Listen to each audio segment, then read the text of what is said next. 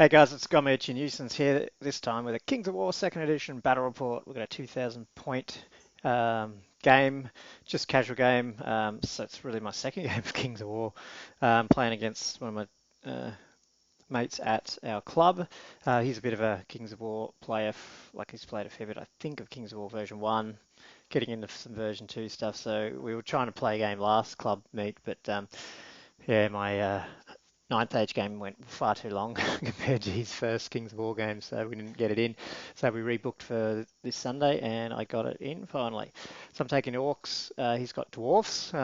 He didn't tell me what he's going to take. It was a bit of a surprise, which is always good, so you can actually try and make a balance list.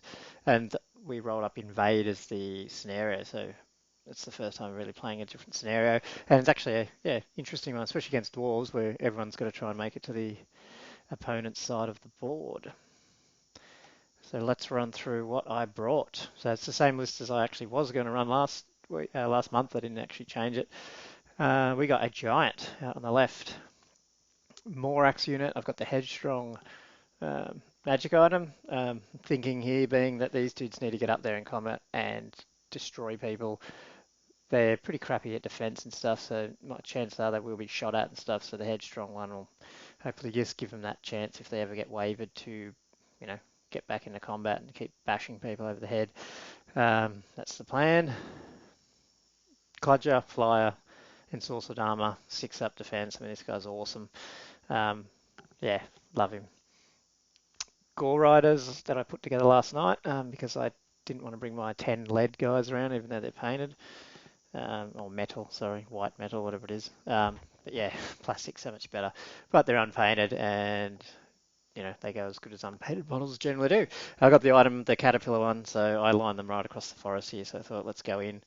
And then it was when I got in there, I realised actually they can't march in the forest, so they take a little bit longer than I thought to get where they needed to.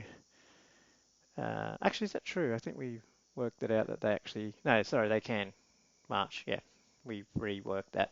I got a flagger behind them with some shooty thing, which I never use. First unit is Skulks. My Axe Regiment, Horde throw with Brutal Sharpness. And then I've got a War Drum.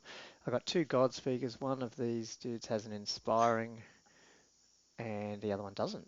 So they're basically right up behind the Axe unit, so I just put it on the movement tray. And over the other side, my Great Axe with the Phalanx item thing. Orclings, not even close to getting this these guys modelled up, sorry, so they're just bases. And then Skulks. So the Orclings Skulks are obviously all movement 6, because I've got the speed banner on. Speed banner, you know what it is. So yeah, the plan's obviously always get these guys up and get in the way of things, hopefully set them up to either charge my chaff and then overrun or not, and then have my guys positioned in a way that I can get my charges off. We did put a building right in the middle of the board, so it's sort of screwed my 2 hordes up from being close to my God Speakers, which has been annoying. Now he's got Steel Behemoth over on the left, 5 Brock Riders. These are the spear dudes, Bullhawkers, is it? Iron Guards, so they're the 6 defense 6 unit. He's got some crossbowers there. He's got some more spear guys. He's got a big unit, Ironclad. He's got a hero at the back, actually. Inspiring presence, dude. I think these guys were the shield breakers. And then more crossbows, more shield breakers, more Iron Guard, more Brock Riders. I mean, he had a crap ton of units. Now, I think he only had like 2 magic items on this list. I'm glad I don't mind playing against dwarves, because anytime you got, an extra pip of movement compared to them in this game seems to be just bloody, critical. And he doesn't have any artillery, so, that was sort of good. So I thought I should be able to pick my battles, but the problem is he's just got so many units. But anyway, with Vanguard up, and I roll the first turn, so I just move everything up as fast as I can, pretty much. So the giant and everyone's out of their charge ranges, which is what we want. And I can then, pick some charges depending on what he does in his turn one. So that's how it looks over on the left. Over on the right, we move up. Actually, so I don't really move the Black Orcs up as much, or Grey Taxes, or there.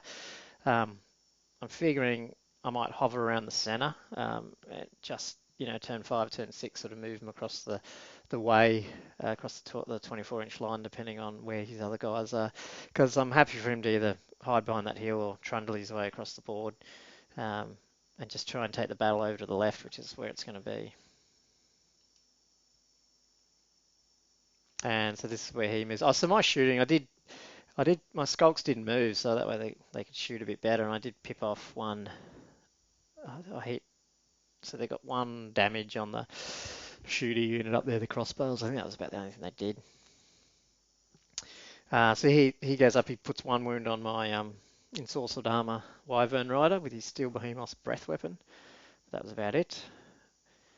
Did he do any other damage? He might have put some damage on my Gore Riders with his shooter units. The skulks get taken off with shooting. Pop, pop, pop, pop, pop. See you later. Yeah, you see the Gore Riders have got 1 damage, and so does my Wyvern from some of the shooting, but not too bad. And so my turn 2, I go in. So the Giant, and so my Giant and my Wyvern into that Steel Behemoth. I mean, I've played it once before. It's the only other game I've played at King's War. With 2 Crushing Strength 3 things going in. Hopefully, we're not going to kill it in one go, but I think it'll only last a couple of turns with these guys going in. I couldn't get the Morax in, which sucks, so I just went up as fast as I could to try and chaff up that phalanx unit from getting in the side of my Gore Riders, but there's not much I can do. I think his other crossbow dudes can go in anyway. So I go into the defense 6 unit with the Gore Riders as well.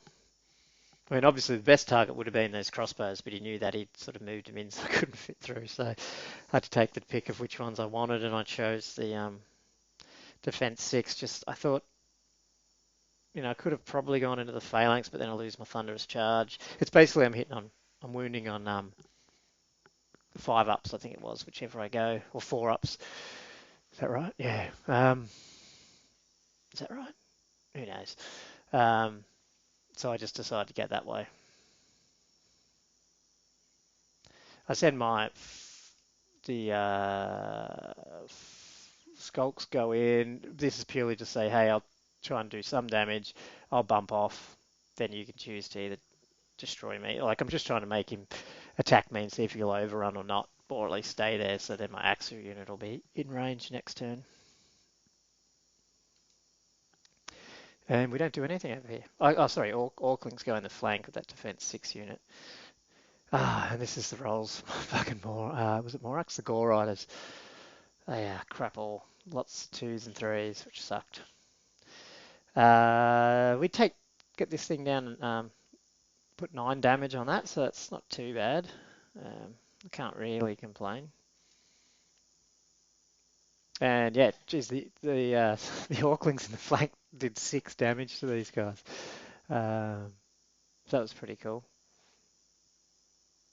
I'm just looking at these. I might have this totally wrong. These guys might be these aren't the defense 6 units over here, is it? These are the crushing strength. So they got a crappy defense, but they got crushing strength too, which I'll probably talk about. I will, a little bit later. Yeah, so he's turn 2, and in comes the charge. So Steel Behemoth goes into my Wyvern, Brock Riders and the Phalanx unit go into my Morax. And yeah, his crossbows go into the flank. The way it ended up being, they were in the front of my Gore Rider unit, so they had to go in there. So that's cool. But yeah, I don't think the Gore Riders are going to survive that. These other dwarves go into my Skulks, and my Orclings get flanked. Dead. See you later. They're dead. And nothing much happens over on that right flank. So these guys, heals 1 unit of healing on these guys. And see you later, Orclings. See you later, Skulks. See you later, Gore Riders. No, I didn't put the animations on there. Yeah, the Gore Riders, the Gore Riders die, but the Morax, he does 5 today, does another, geez, what did he do? He must have done 8 to my Kludger guy there, so yeah, I'm on 9, he's on 9, but now we get to go back again.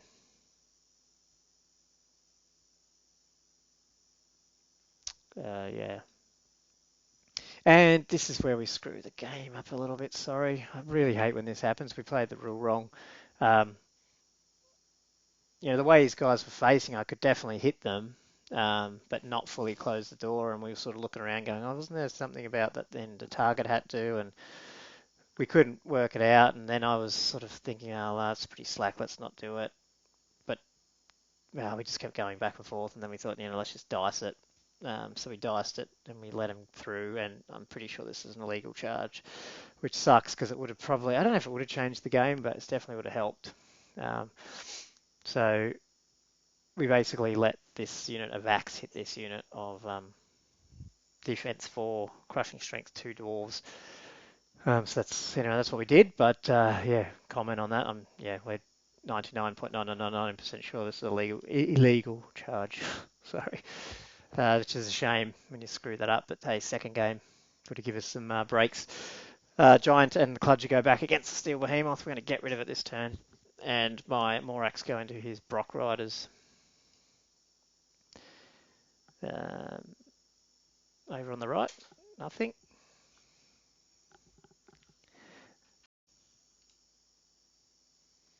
Yeah, nothing happening over here. Big stalemate. So what do we do here? Taking lots of... I think what's happening here is I've actually thrown some heals. Or have I not? I've just retaken a picture. Sorry, guys.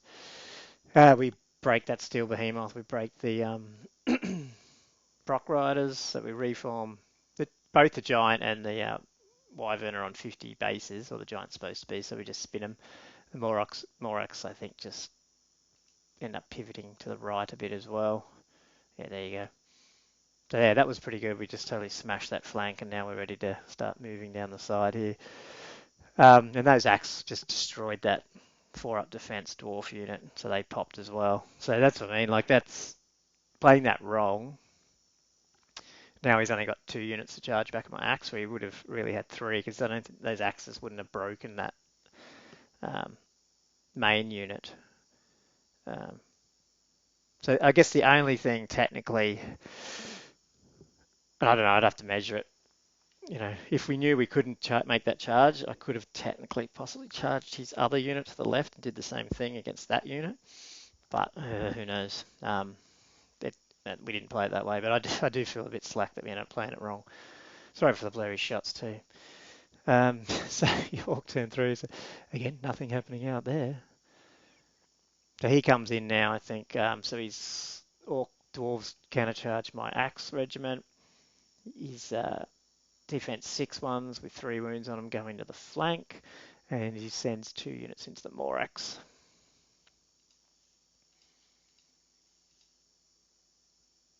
And it looks like my turn. So has he killed? Yeah, so Morax are gone. Poor Morax couldn't survive that. So then it's my turn. I declare some charges. My Wyvern goes straight over the top. And I think, we had a bit of a discussion. He was trying to position his phalanx guys, so I couldn't fit in. But I think he was thinking that you had to go in on the center.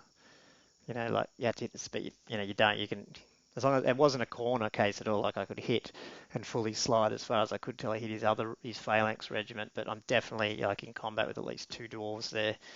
Like it's not a corner, it's not an edge to edge, but he was wondering if it was. But I'm pretty sure we played that right. So welcome to comment there. But yeah, my 50 mil base can definitely sort of fit in there. And my Giant goes up against his crossbowman. And my Axe countercharge into his dwarf units too. And then I don't know why I did this. I pivoted and moved my war drum 5 inches to the left, thinking I could somehow get out of charge range, charge arc of those defense 6 dwarves there in the middle there. And they're not. they're totally in in that arc, and they can see just because the 45 degree, you can see the back of my base. Stupid, because I was thinking about getting them in my wardrobe in as a flanker next turn, but yeah, stupid me. I throw some heals up on both my Cludger and my Axe Regiment with my God Speakers, knock them down a few wounds, and I don't even move these guys again. He's not moving, so I'm not moving. Yeah, those Dwarfs didn't stand a chance. They got popped. You can see my axes are being healed by 1. And we pivot to face the left. And his turn, he went in and took out my war drum, which just dumb. I don't even know why I did that.